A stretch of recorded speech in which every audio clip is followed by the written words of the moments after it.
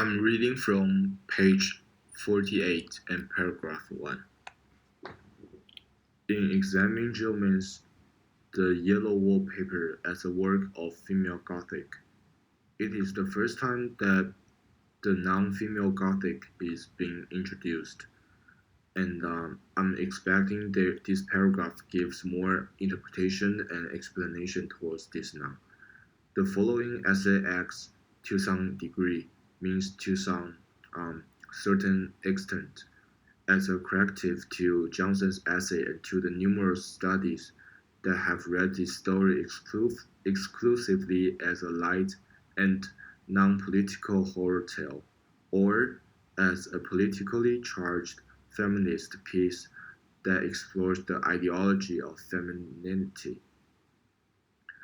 Um, so people's perspective towards the female Gothic points to like um, at one side it may be it is not so political, but at the other side it is being politically thinks as a ideology of femininity.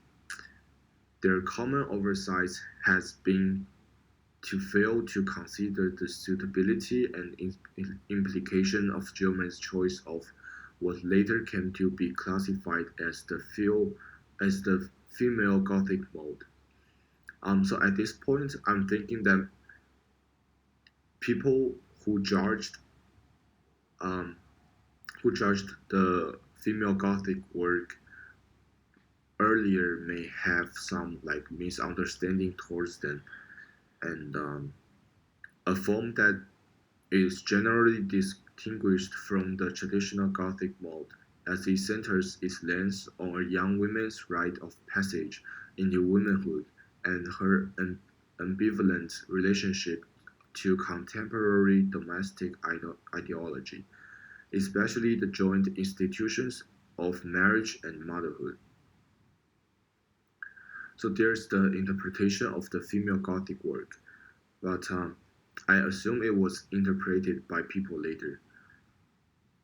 As such, the female Gothic deploys the supernatural for political ends, as Agnes C. de Lamotte explains her incisive study of this genre. Perils of the Night, a feminist studies of 19th century Gothic.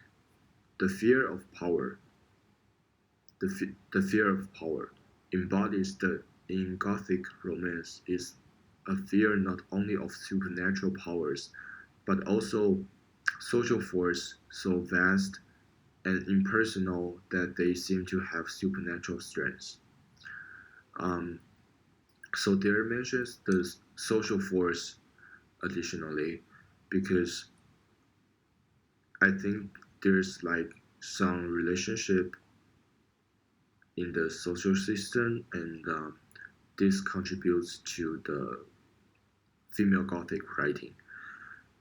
Given that the narrator in Gilman's tale is a femme coward who has no legal power over her own person, I had a question here because I'm wondering why does this woman has no like power over her own person, like her own physical condition or her own physical body, like her flesh and blood counterparts at the time that story was published, and that her husband is a physician whose pronouncements about his wife's illness are condemned by a spectral yet powerful medical establishment.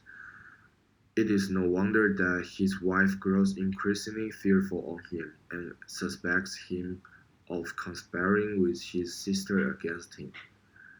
At this point, we can see that her husband is not treating her nice.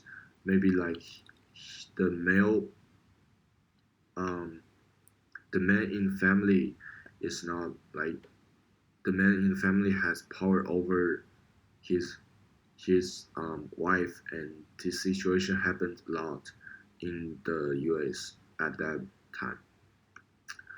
And also, she's starting to have some like mental condition problems, and maybe she went crazy at last.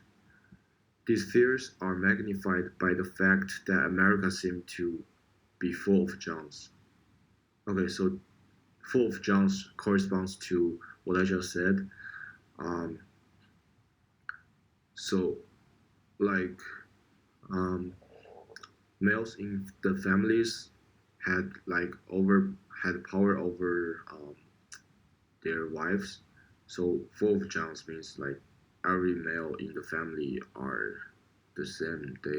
They all have power over his wife. As the narrator's brother is a doctor, as where Michelle looms on the horizon if she doesn't recover. Given this, among other circumstances, bringing the supernatural to bear on her situation seems an appropriate strategy. Likewise, a cunning method, a crafty method, automated, automatically engineered by her creator, underpins the narrator's descent into madness. So, in the end, um, the protagonist may win crazy.